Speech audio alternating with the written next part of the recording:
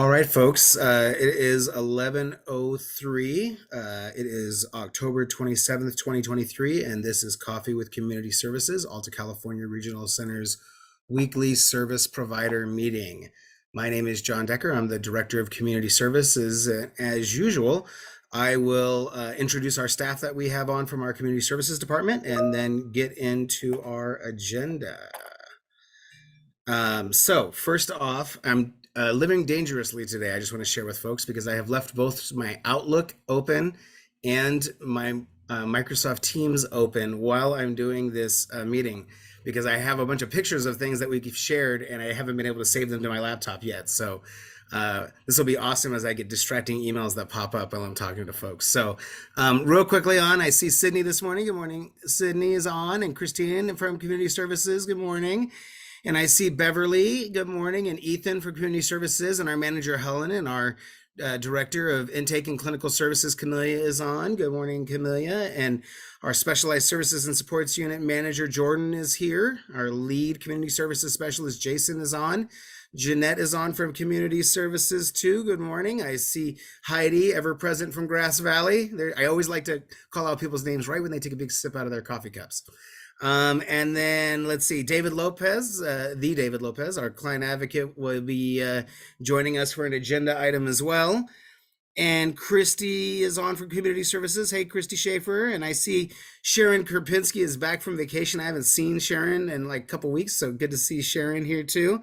Elijah's on. Good morning. And I see Leah, and I see Rihanna is on. And my goodness, on my front page, I see Isabella Vega returned back to our Community Services Department from a well-deserved time off, growing her family.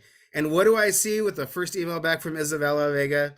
A brand new vendorization. That is the first email that I saw back from Isabella coming back from leave, was a brand new vendorization. So I just got to say, welcome back, Isabella. I haven't seen you in person yet. Look forward absolutely to doing that.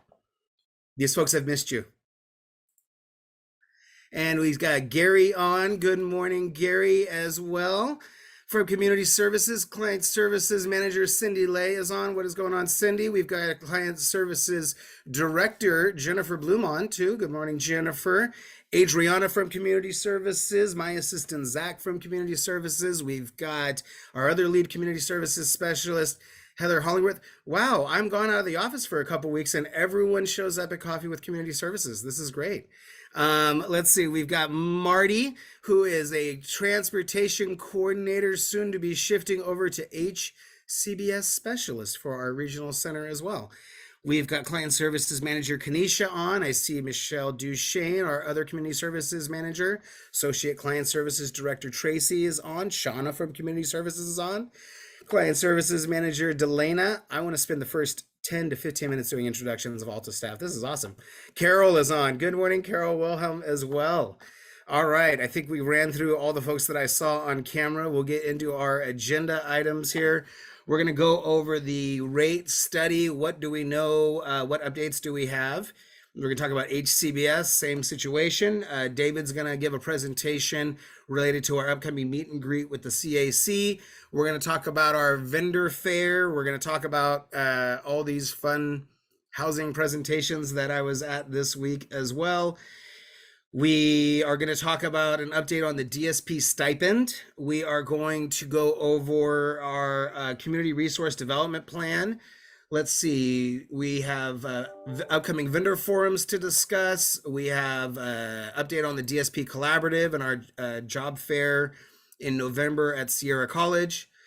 We've got upcoming micro enterprise fair that we're going to talk about. We got Santa Day to talk about, and we have an NCI meeting coming up as well. So big agenda. Usually the big agenda meetings go fast and the short agenda meetings go long. So we'll see how our luck is today. I swear I saw Kelly Pennington for a second as well, one of our board members who is on too. So I will say good morning to Kelly too.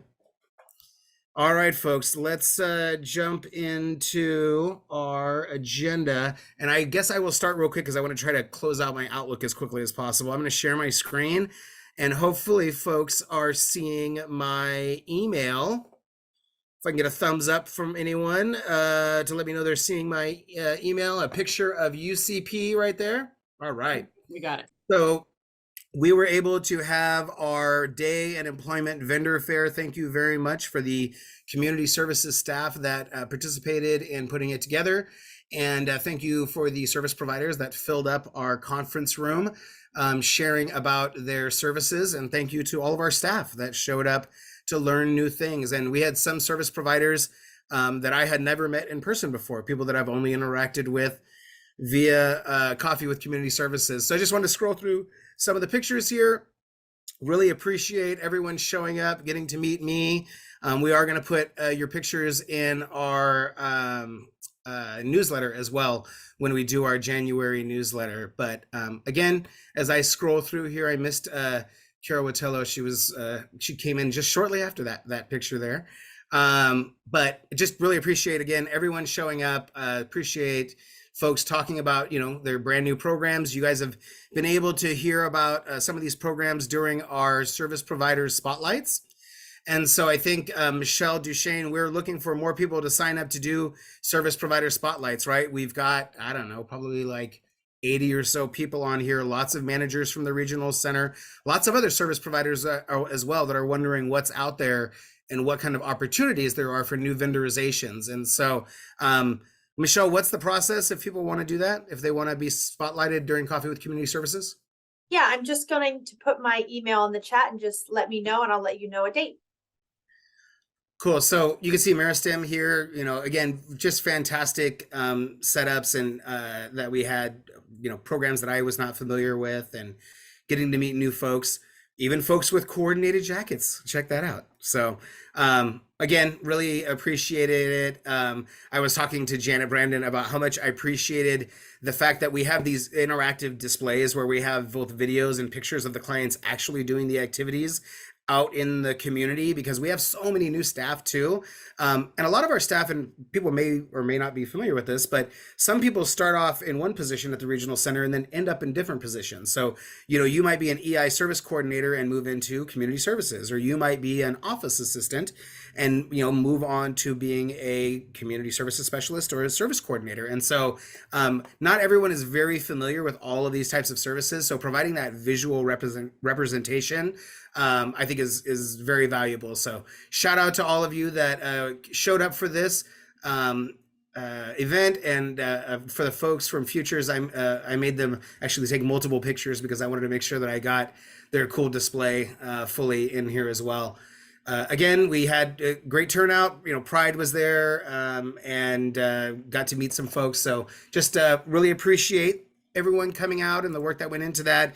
These are great opportunities, I feel like, for our service coordinators to learn more about the services, and also for you to, really explain as service providers all the great things that you're doing. Michelle, anything else about vendor forums or anything? You want me to update on our vendor forums? Well, just, do we have any other vendor forums themselves that we've got coming up? Yeah, we have one scheduled. Or excuse me, I shouldn't say vendor forums. I apologize. Okay. I mean vendor fairs. Anything else on vendor fairs? No. No. Okay. We'll get into forums later if you wanted me to. Yeah, share. we will. Yeah, we'll go over forums when we do that.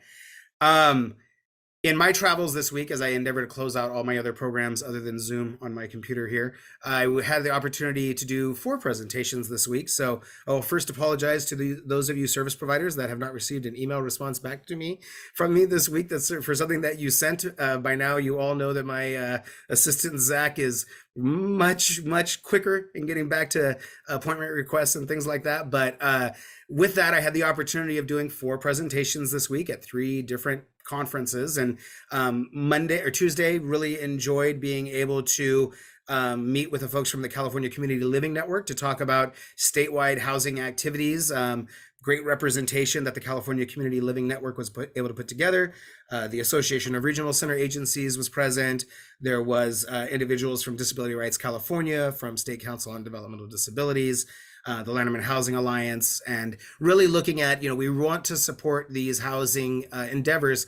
How can we get, more money, more opportunities for housing access? So that was Tuesday, and talking about a lot of the best practices that we've been doing at our regional center. And Wednesday, we had the Lanterman Housing Alliance conference, and Rhonda, our housing specialist, and myself were able to attend that. And we had the California Affordable Housing Agency, which Alta California Regional Center has done a contract with, so that they can provide technical assistance to all the regional centers.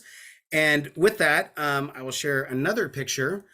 We typically we might get 2, maybe 3 regional centers that are interested in attending one of these statewide housing meetings. And this year we had 7 regional centers that sent staff from San Diego, from to the Bay, that came to Sacramento in person to attend the housing. So these are housing specialists, community services director. This is the DDS housing, Jim Morgan, folks from Lanterman Housing Alliance, and of course Darlene from Association of Regional Center Agencies. So it was really cool to see a big statewide commitment. And me being the type of person I am, I of course made everyone get together to take a group picture because we were all there in one place. So anyways, it was awesome getting to meet with folks, and I hope that there continues to be more and more advocacy. A big push is trying to get more housing navigation, like the things that go on with our housing access services through First Step.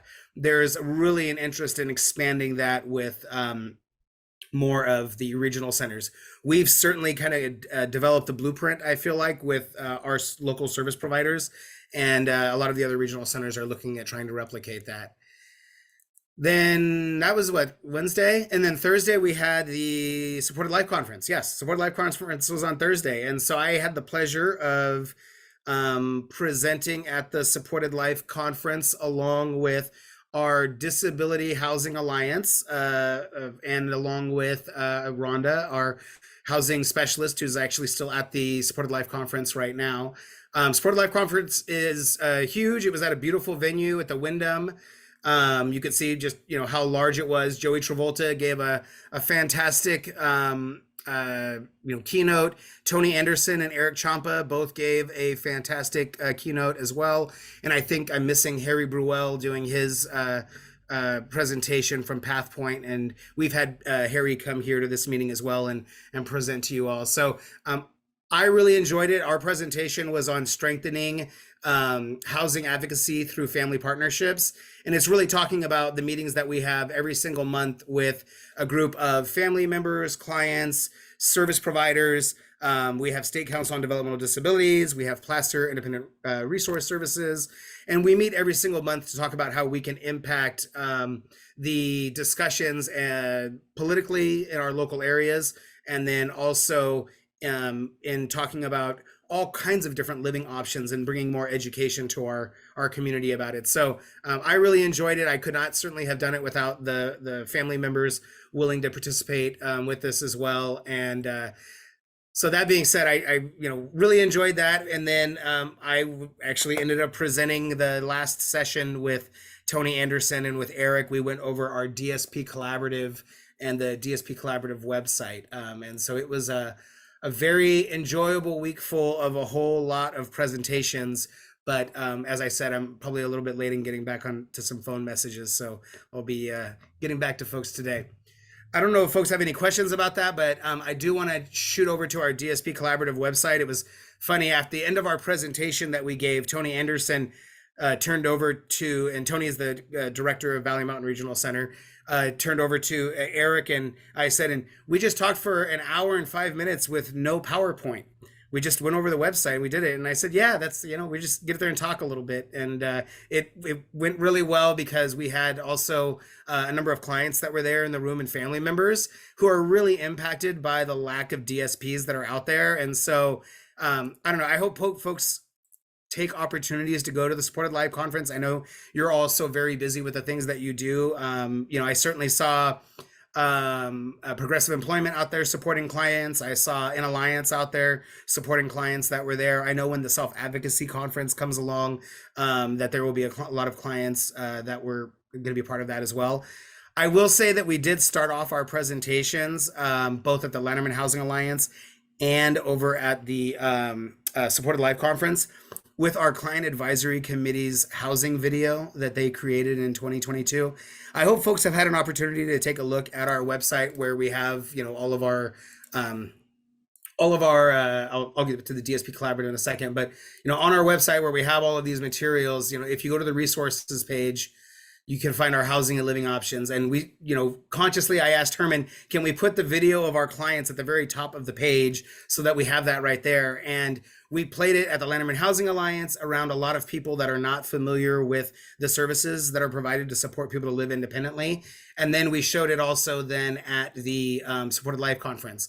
As we got done showing it at the Supported Life Conference, which was kind of a surprise to folks, Kim Terrell came into the session, and Kim is from our client advisory committee, and she is featured very prominently in the video. So there was like a movie star coming into the Supported Life session where we were in, because all the clients there and all the people had just been amazed because Kim, with her wheelchair, with her husband, they were talking about how can they live independently, how is that possible? And then she literally came in like 2 minutes later, and they gave her a big round of applause. It was like a super cool unplanned moment for our presentation that we did. So anyways, with that said, just want to encourage folks to check out our work that we've done in developing all of these materials. We had awesome brochures that we were able to give out to folks as well, based off of the materials that the Disability Housing Alliance and Alta have put together. All right, I'm gonna jump real quick to the DSP Collaborative, just because I did mention that before. We do have our flyer up here.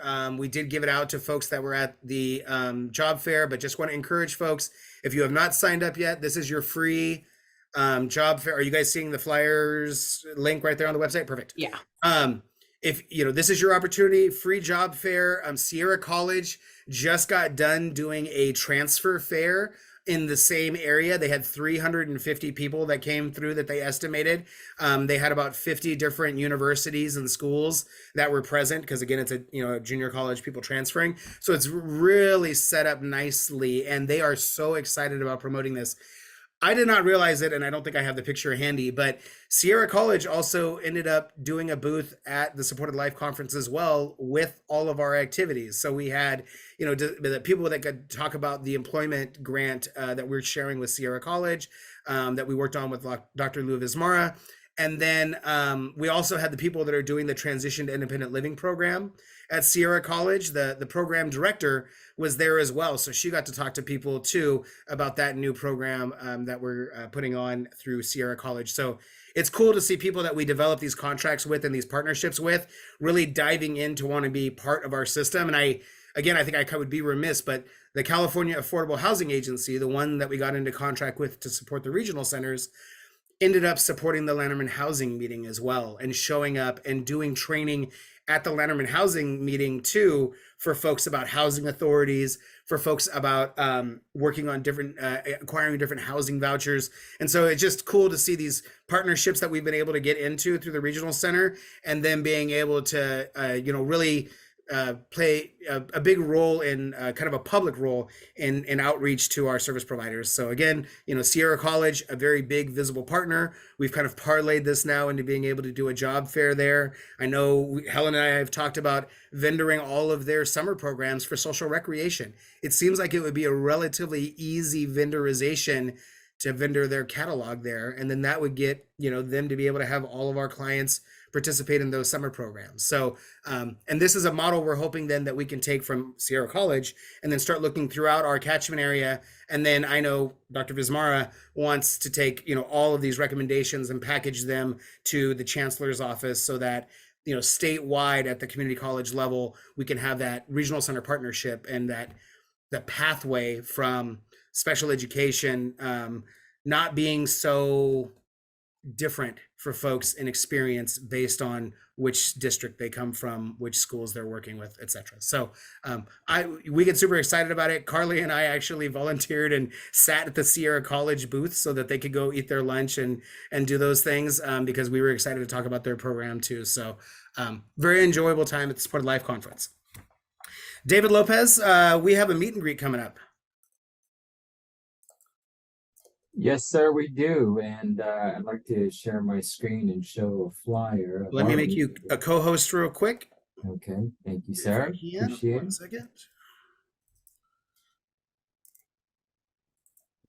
Okay, you should be able to share, sir. All right, let me go ahead and share this flyer. Yeah. All right, I get to be like John. Thumbs up if you see that flyer there. And not seeing, oh, there you go. Okay. So, as many of you may be a part of or already know, we have a provider advisory committee where some of you sit on the provider advisory committee and give feedback to the regional center or to the board on any development of any kind of information that would be relevant to the regional center or changes that may happen within the state of California or the regional center system. So, in addition to the provider advisory committee, we also have a client advisory committee where it's a committee ran by clients and it's for clients. This is another way for clients to get to know more about their regional center, not just another meeting with my service coordinator, another IVP, and they want to know about my services and supports. It's actually more about getting involved on a bigger level to provide feedback to folks like John and Lori Benellis and our exec team, as our exec team really and our staff really look forward to getting that feedback on any projects, such as the housing project that John was talking about earlier. That video was put on and developed through the CAC with the help of John and many of our staff and other people.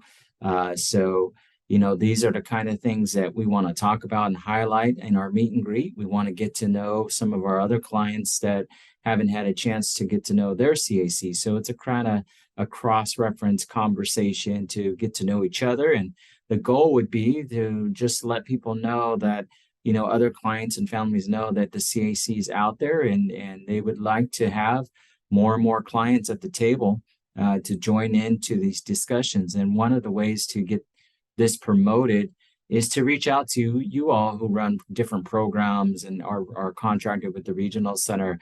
We would love for you to kind of help spread the word or bring some clients into this event. It's going to be happening on November 14th at 12:30, and actually following that meet and greet, there's actually going to be a CAC meeting that's going to be occurring too, with some activities going on there. We're working on the agenda. So we would encourage you not just to stay with the meet and greet, but also stay for the full CAC meeting so other clients can see how a client advisory committee meeting is ran. And there is a registration link right there. So if you do have clients or that want to participate, or if you're interested in bringing a group of clients from your programs, please register and let us know that you're interested in how many people you will be coming, because we are taking count of how many people are going to be showing up. I believe we're going to have some refreshments there. So I would encourage you all to help spread the word. And Michelle and I have already talked, and she's going to work through her staff to get the flyer out. You could also find this information on our social media platforms as well as our website. So if you'd like, go to www.altaregional.org or go to any of our social media platforms, and you should be able to find the flyer there. It should be easy to download, and then click on the link to register and let us know you're coming. So we want to encourage as many clients and families, or as many people, to come and learn about the Client Advisory Committee and help our clients figure out how they can become a part of it too and become a stronger voice. As you saw the housing project, John and the exec team are really components to support us in projects like that. They actually share ideas with us, and it's dialogue between the Client Advisory Committee and our team. And next thing you know, it's a new project being developed, like the video that John was speaking about. So, this is a good way for your clients to be highlighted in future projects like this at the regional center. So we want to encourage that as much as possible. So here's the flyer, and we will definitely get a copy out to you guys soon. And if you are interested, please register and please come. We're looking forward to having as many people as we can there. So it's going to be in our Brenda Smith conference room. So we're looking at trying to fill that conference room with a lot of good people that want to know more about the CAC. So please consider coming or bringing somebody with you that would enjoy the meeting as well. Okay. Thank you. Thank you, David Lopez. That's perfect. And if anyone has any questions, either write them in the chat. You can always certainly reach out to David as well. He coordinates so much with the CAC, but there certainly is so many other activities that are required for client advocacy as well. as it relates to the CAC and just the way I think, things are viewed at the regional center. When I started in management, very shortly after being in management, my former executive director, Phil, really wanted me to start attending CAC meetings. And the CAC really started promoting a lot of the activities for the closure of the developmental centers for several years. The CAC drove out to Sonoma Developmental Center and held an annual meeting out at Sonoma Developmental Center to support, all the regional center clients, even the ones that were in that big institution, 90 miles away. And so I will just say that, as I hope many of you recognize, that we have a lot of value that we put in the feedback that we get from our providers and through our provider advisory committee. The feedback that we get through our client advisory committee is really, really vital and important. And the voice of our clients and the things that we do really needs to be foundational. And I will tell you, after spending time with the California Community Living Network and the advocacy groups on Tuesday, I realized that we were starting our presentation on Wednesday to all the housing people at the Lanterman Housing Alliance, and there weren't really any clients there. I mean, there just was not client representation. And so I asked them to show that CAC video to start off our presentation about housing for people with developmental disabilities. And so I just can't thank you, David, enough, because I know that you've been a big, proponent of doing this. And ARCA was sitting right behind me, and Darlene from ARCA had not seen the video before. And she said, you need to start every single housing meeting you do with that video. And so I told the folks from Supported Life Conference, I said, we're going to do a little add-in for our presentation to show the CAC video there as well. So I love that idea. I think it creates a great foundation. It's 3 minutes and 30 seconds long. And the folks, Hester and those folks did a fantastic job doing the filming, and the clients that were involved too. So thank you guys for all of that, and really hope folks will attend that meet and greet. Again, this is a carrying on of the tradition of the meet and greets that went on at the developmental center, but it's bringing it home to our office here. So all right, we did the vendor fair. Michelle, everyone loves talking about the DSP stipend. Let's go there next. Yeah, my team is continuing to process and sending out the confirmation emails and having you guys sign the agreement. We did have one update from the department that for transportation vendors. So if you have DSPs that work on average of 10 hours a week with direct support, your DSPs, the transportation providers, will be eligible for that. So that was one feedback that we have received. I know that some of you are still waiting for additional information. I have reached out again, and I'm hoping that we can update that shortly. Can we drop that FAQ in our chat so that people can see that it's in writing from DDS? Yes. We have been asking for this for a month, and the answer that we got was, as long as they work as a DSP for 10 hours, they qualify, which did not answer that question. So I know I see T&D was on here. I see R&D Transportation, and Eric's got his hands up. So, Eric, did you hear me say earlier that what a great job you did at Supported Life Conference? I didn't think you were on. I didn't want to talk nice about you behind your back. I prefer that to be in private, but criticism in public, please. All right. Yeah. Go ahead with your raised hand too. Yeah, I emailed the DDS because we didn't get an answer for other ones, and I got just a regurgitation of, I got the exact same thing that wasn't an answer. And I emailed them back and I said, that wasn't an answer to my question. The question is, because when they say transportation provider staff, that could be bus aides. Right, and that was what we were thinking possibly that they might limit it to. I said, I'm saying drivers who are probably the only person in charge of care and supervision for that client that's loading, unloading, handling all sorts of duties. And I told them, I said, I am qualifying them as a DSP.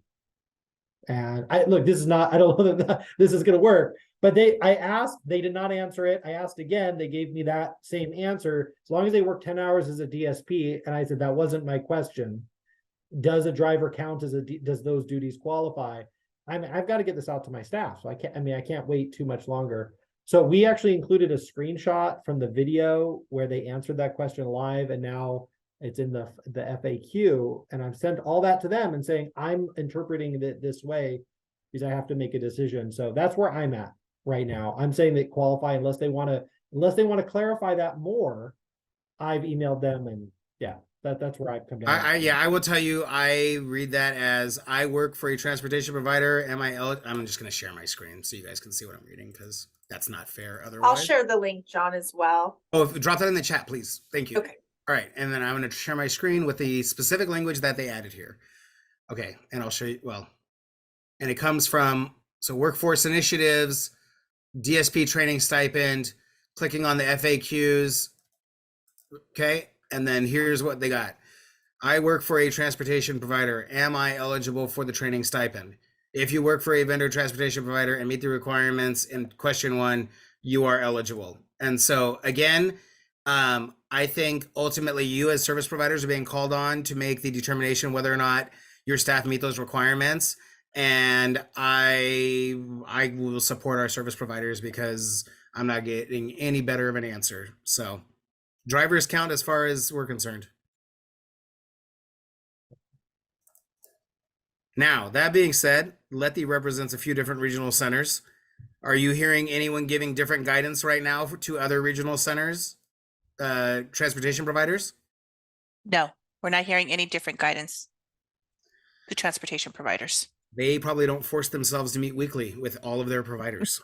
So they probably don't have to say that. But all right. So that being said, Eric, I'd like us to, I don't know what we can do at our regional center. Lori directly asked the question to Vicky Smith and got basically the same answer. So we're qualifying people as drivers. If you guys say they're DSPs, you're looking at their job requirements, you're looking at what they're doing. I think we're fine with that. And will thus encourage our providers to participate.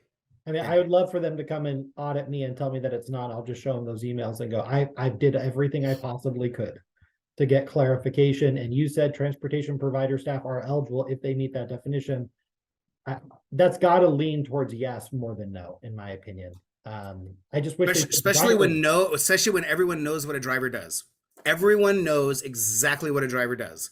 I know in this context, it's that we're not talking about bus aides, we're talking about drivers. And so if we've asked the yes or no question directly at multiple levels at our regional center with our service providers, and so they had ample opportunity, I feel like, to say no, those are disqualified individuals. Yep. So that's how I'm moving, unless they want to give clarification later, which at that point my drivers probably have completed the training. So. And someone make me an argument why it's not good for our drivers to go through this training too.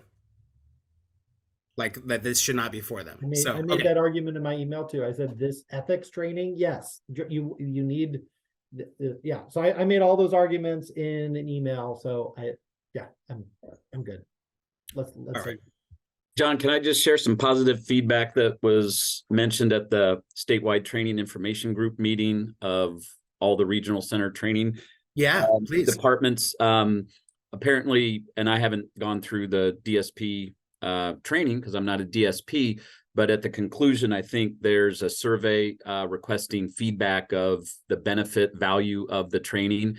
And it is just outstanding, remarkably positive that all of the individuals going through the training are appreciative of the information, not just the financial incentive, but the value of what the learning experience is. So I just wanted to share that. And it's appreciated when they do provide that feedback, because if it were negative, we'd want to know how the training could be improved. I know in this meeting, we've sought that feedback as well from the service providers, to what have you heard from your DSPs that have gone through it? And again, I have heard positive things. And so my hope is that when so very much goes into doing this, I don't want to share with folks the staffing discussion that we had to have this morning to talk about how we're going to continue to process these things, especially as I throw it back over to Michelle Duchesne, who is going to kick someone out of her office so I can continue to ask this question about DSP stipends. So as it relates to DSP stipends, we are dealing with quite a volume of them. Is that correct, Michelle? Can you share with folks some of the challenges, and I know that this has been a little bit discussed, but some of the challenges as far as being able to groom the data that is being received by the regional centers? Yeah, so our last report we received on the 23rd, and from that, DSPs that noted Alta California Regional Center as the regional center for that vendor they're working for, there was 28,000 DSPs for that report. So we've been looking through those and reviewing. So one of the eligibility requirements was the 10 hours a week. And we, as far as an average, so we've been looking at active purchases on those vendors and also active auths to kind of determine. And so I'm working with accounting on that, and we'll share some more information. But a lot of people have participated, and we have received good feedback as well, as Herman shared on the trainings, and it being very helpful. But it's a big group, and we're continuing to kind of navigate that and process those. Hey, Michelle Ramirez, I love putting you on the spot for things. This is Michelle Ramirez on my own, though. So, Michelle Ramirez, CBEM, you're off the hook for this one. But so you guys serve two areas that are right next to each other with two different vendorizations. Do you have staff that are overlapping between the vendor numbers, like in those ones, or how are you guys making sure? Because man, I hung out with East LA and San Gabe Pomona Regional Center this week, and LA County. It is a nightmare when you've got 7 regional centers in one county and they cross over so much. So how are you guys? Are you guys having to deal with that at No, all? we fortunately do not have a lot of crossover. So our North Bay Regional Center staff all work in that region, and our Sacramento staff, work for World. So we haven't had that problem. We do have people working in other programs, but what we've asked them to do is pick one program rather than use that vendor number, then mixing it up to make it a little bit easier to follow. And so to share a little update on that as well. So we are unable to edit the report that comes in from DDS because it is an auditable document. So if we have service or DSPs that are submitting under vendor numbers that are incorrect, and we reach out to you and you guys are saying this is not the correct vendor number, we want them to do it under the, our other vendor number. We are unable to process that. The DSP would have to retake the test and underneath that vendor number, the correct one.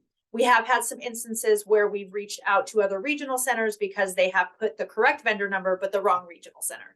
So in that case, the vendor number is correct. We've reached out or had them reach out to that inbox. And I will next time we have, probably next week, I'll have the breakdown on each regional center. One of their tasks was to create a DSP inbox for you guys to access those questions.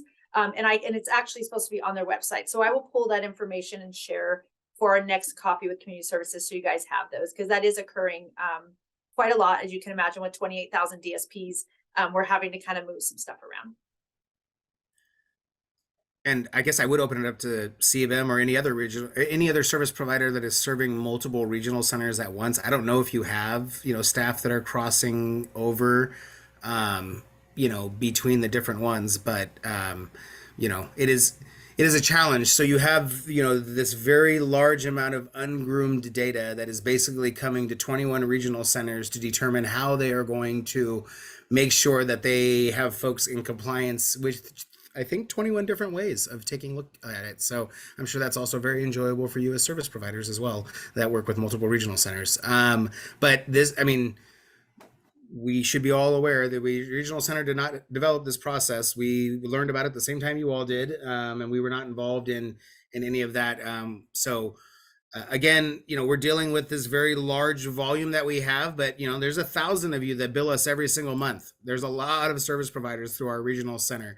Planning teams, think about all the DSPs that work with people. There's a lot of folks that are going to qualify for this, and we want them to, and we want them to go through the training.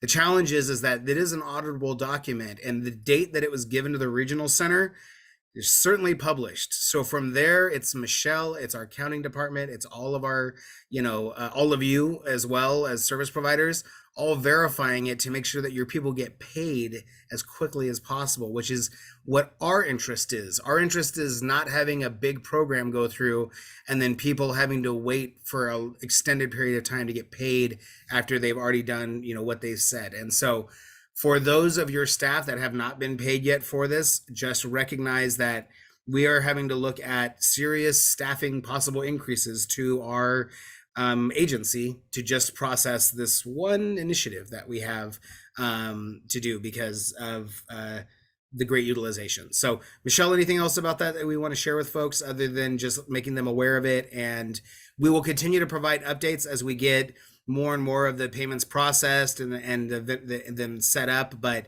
it's not just getting it all in on the front end. Then we have to set up the payments for everyone through accounting as well, which again can be a process. Tanya Nally. Morning. Morning. I had wondered about the forms the regional center is sending out to the vendor with the listing for us to verify that they meet criteria, they're eligible, all of that stuff, to give that feedback. I was expecting it to come to our accounting department, and we were kind of on the lookout because you had said last week we'd be getting some kind of notice this week, and it came to one of our administrators. Is there a way to reroute that? And if so, how? Michelle Duchesne.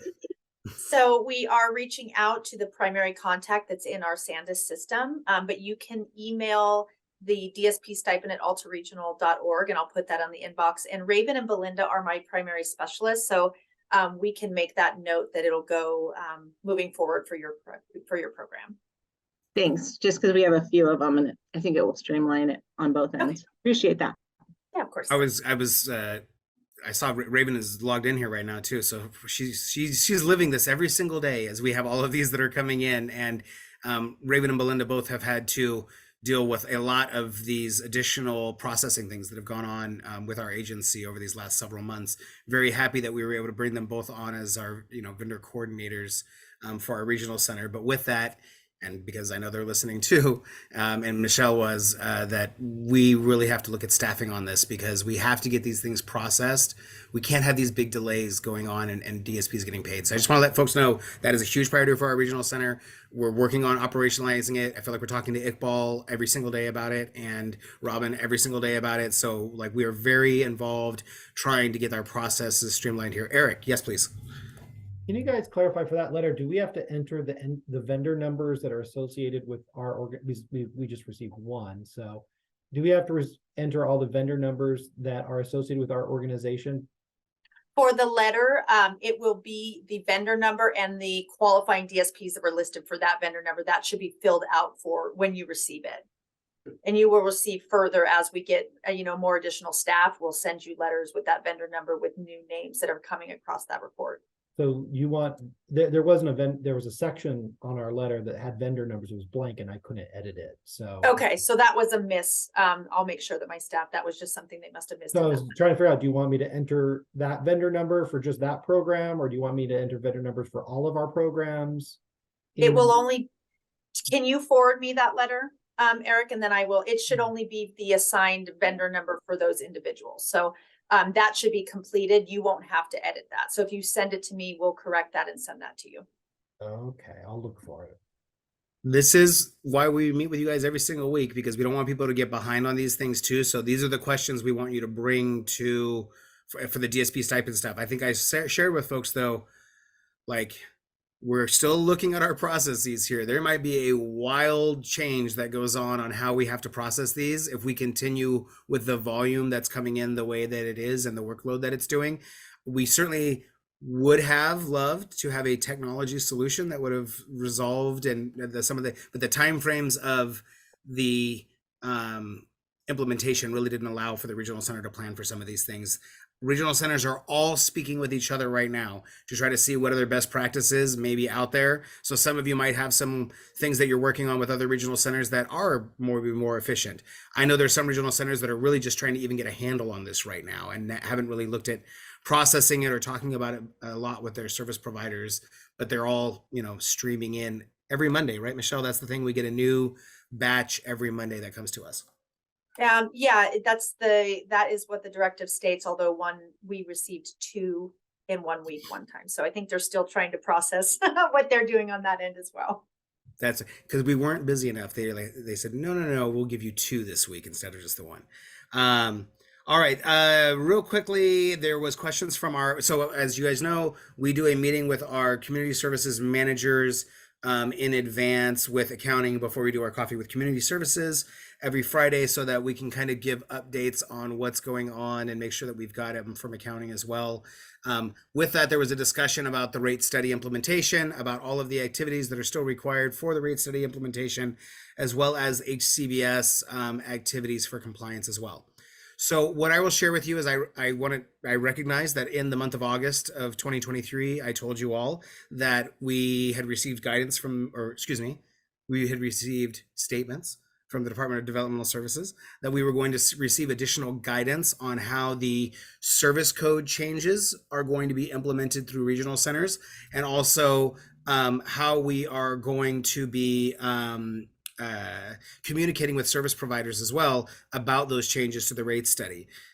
With that, August kind of went by and September went by, and we're almost out of October here. We still have not received additional guidance from the department on how we are going to transition those service codes over. We shared with you about a month and a half ago that we received a document that said, across all these different service codes, you've got a number of different vendors that need to be transitioned, but no guidance on how we would go about doing those transitions, possibly adding a new service code, removing service codes, what documentation we need in your vendor files for auditing purposes.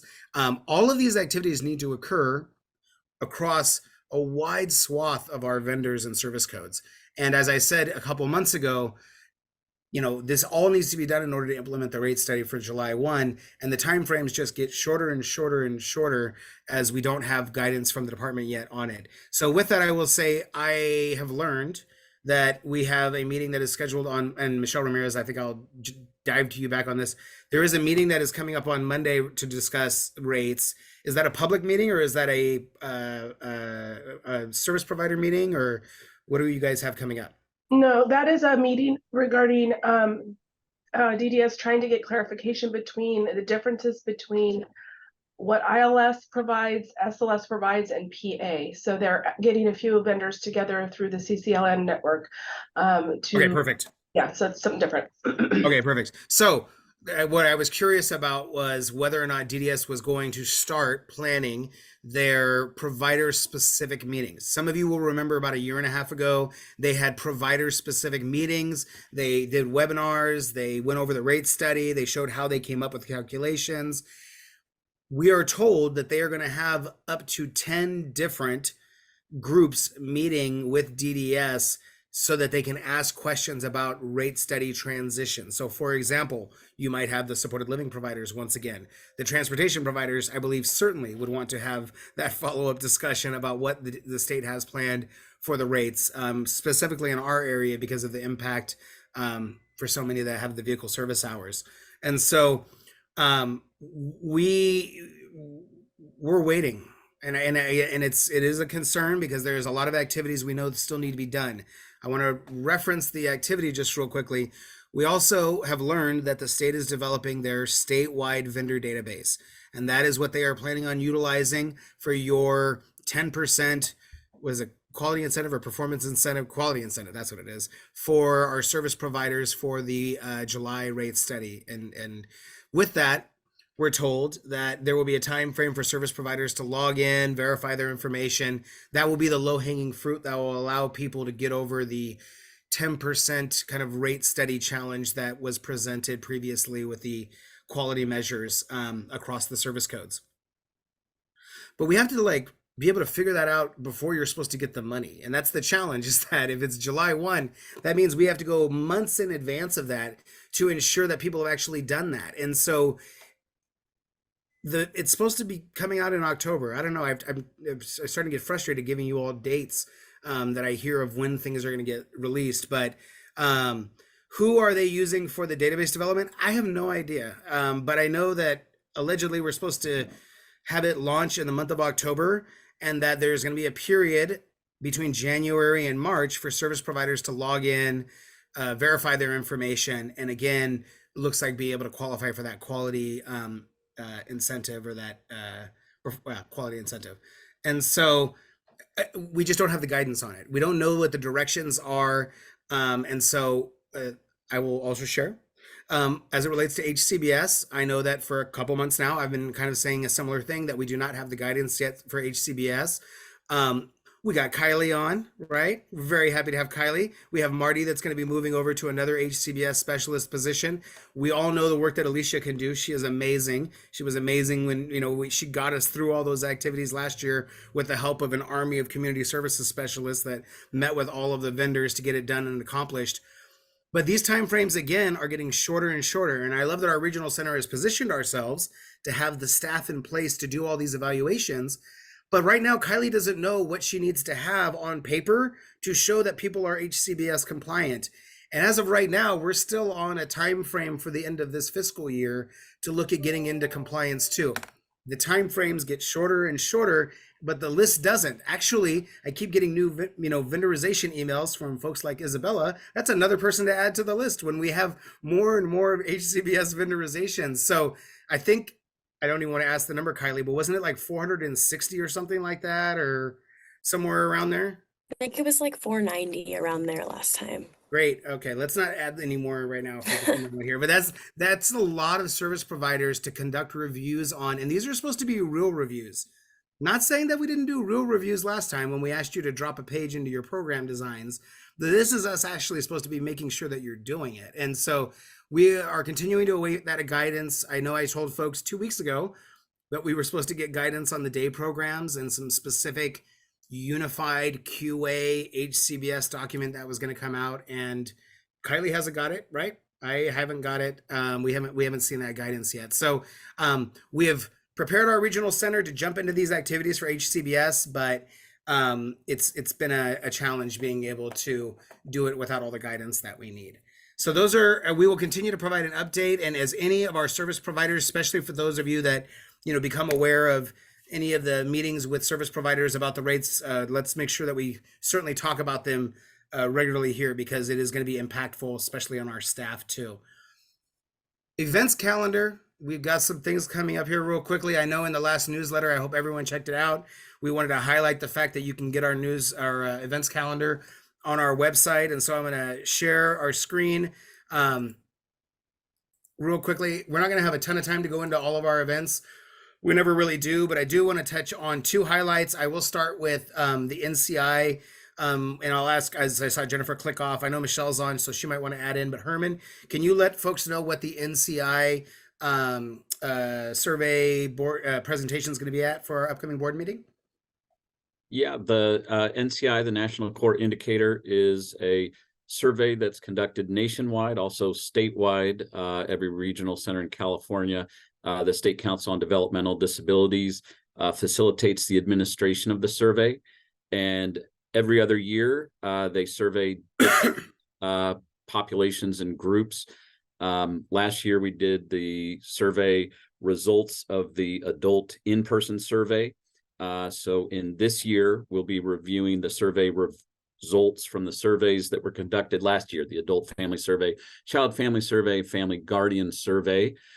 A lot of data, a lot of information that could be used to guide how regional centers can improve service delivery to our clients. From a provider standpoint, you all are not surveyed directly. However, there are questions related to direct service provider, a lot around accessibility, language, turnover. Not to spoil the entire presentation, but we look at results that indicate Alta did well compared to the statewide average or could improve. And with 180 questions, there were about 9 where Alta fell short of our counterparts. The majority of those with regard to access, and access questions really focus on, is information provided in a way that folks understand? Do they get service delivery in a way they understand? So we'll highlight some of the activities, initiatives that we have going on that have also been implemented even prior to the results of the survey being made available through service access and equity grant funds, and the language access and cultural competence budget.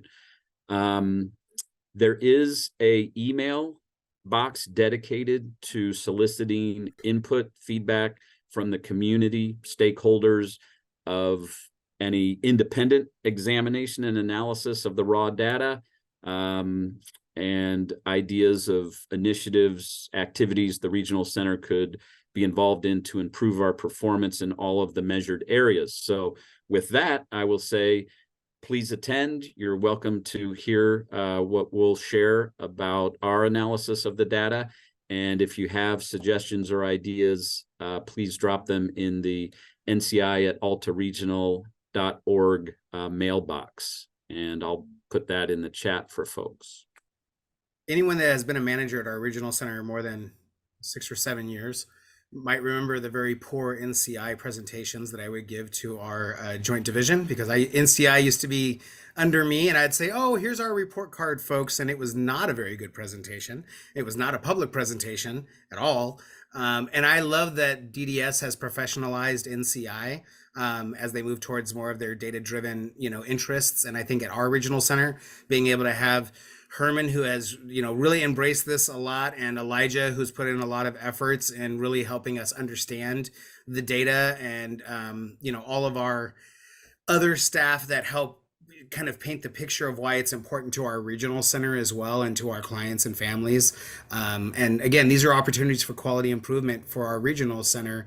And these are really standardized measures. So I appreciate all the efforts that went in. I'm glad that we take these things seriously, and that it's not just like a presentation that we're giving because we're required to give a presentation about something.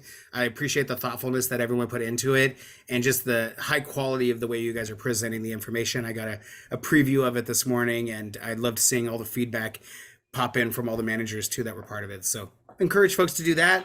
We now have, Michelle, all of our vendor forums on our up on our website, or we're going to next week, right? That's the plan? Correct. Yeah. So we've added for 2024 the adult day and employment, the ILS residential supported living, and we've added an HCBS forum. So we have 2 forums per year for each of those services, and we'll add one if needed, if something changes and we need to address something. So you can get them on your calendar early, and hopefully we can attend. Obviously, we do have a weekly vendor meeting where we can address immediate issues that are of importance to service providers, but it is good for us to be able to have that too. We've got Micro Enterprise Fair. Carly, if she was here, would definitely want us to promote and talk about that. Great opportunity for staff to do some shopping as well at the regional center.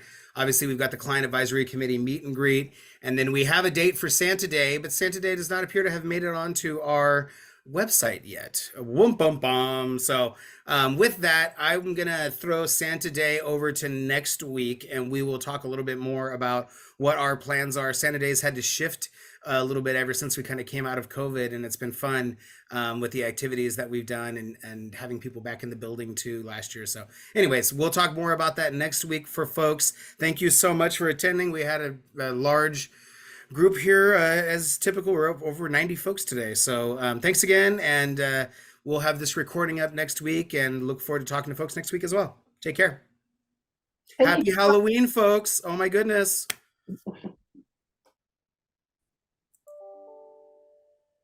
Santa Day, December 8th.